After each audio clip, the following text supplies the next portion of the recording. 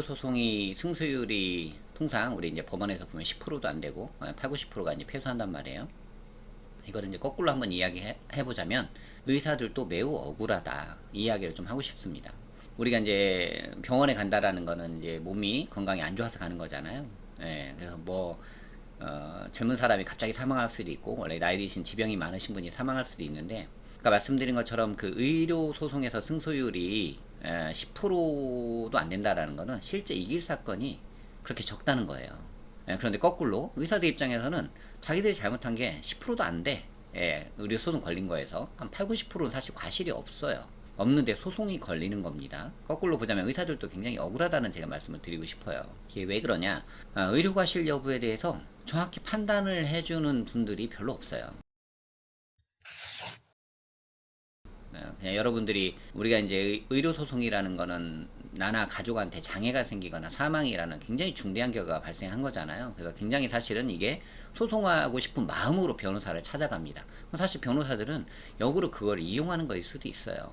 여러분들이 원래 패소할 사건일 가능성이 매우 높은 사건인데 매우 억울한 마음, 소송할 마음을 가지고 있죠. 여기다가 간단하게 톡 쳐주면 이거는 소송에서 이길 수 있습니다, 이 말 한마디만 하면 여러분들이 거기에 확 넘어갈 수 있다. 결국은 그런 소송들은 결국 의료소송 건 것 중에서 8, 90%는 패소하게 되고, 사실은 여러분들도 굉장히 억울하지만 의사들도 굉장히 억울할 수 있다. 그냥 의사들은 사실 과실이 없이 본인들이 아는 한도에서 최대한 열심히 치료했는데 그냥 결과가 중하다는 이유만으로 소송이 걸리거든요. 물론 이게 의료 과실이 있는지 여부에 대해서 쟁점이 굉장히 서로 간에 다툼이 많았던 사건들은 사실 신만이 알고 있는 거예요. 재판이라는 게 신이 알고 있는 영역을 판단하는 게 아니고 나온 증거 가지고 판단하는 거기 때문에 원래 이길 사건도 질 수도 있고 원래 져야 되는 사건도 이길 수 있습니다. 이런 경우는 정말 매우 드물어요. 쟁점이 매우 치열해서 서로 의료과실이 있냐 없냐 같은 사건들은 매우 드물고요. 대부분 사건들은 의료과실이 있는 경향이 높고 또는 의료과실이 없는 경향이 높아요. 그러니까 의료과실이 없는 사건들이 8, 90%에 된다고 했는데 그러한 사건들이 소송에 이르는 것은 매우 의사들에게도 불행한 일이다. 또는 의료소송 하시는 여러분들한테도 불행한 일입니다. 질 가능성이 80%, 90%, 70%인 사건들을 여러분들이 소송하시면 안 되죠. 그죠? 여러분들도 너무 억울하고 그 소송을 당하는 의료진도 너무 억울한 겁니다, 여러분. 이거는 얘기를 해줘야 돼요. 여러분들한테 이게 승소 가능성이 얼마가 되고 또는 패소 가능성이 얼마가 되고 왜 승소하는지, 왜 패소하는지, 왜 그런 가능성이 높은지를 여러분한테 설명이 해야 되고, 변호사는 여러분들은 그것을 납득하고 소송 여부를 결정하셔야 됩니다, 여러분.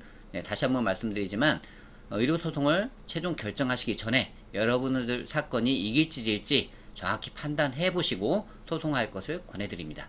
뭐 예를 들어서 변호사님이 뭐 정관 출신 변호사라거나 또는 소송 비용을 할인해 준다든가 뭐 이런 이야기를 듣고 여러분들이 소송 여부를 결정하시면 안 돼요. 예, 의료 사건은 정확히 그 내용을 보고 이길지 질지 여부를 정확히 판단해 주시는 분을 만나서 여러분들이 들어보고 그게 납득이 되면 그때 소송 여부를 결정하셔도 늦지 않습니다, 여러분. 자, 이상 차트 읽어주는 변호사였고요. 도움이 되셨다면 구독과 좋아요 눌러주시기 바랍니다. 감사합니다.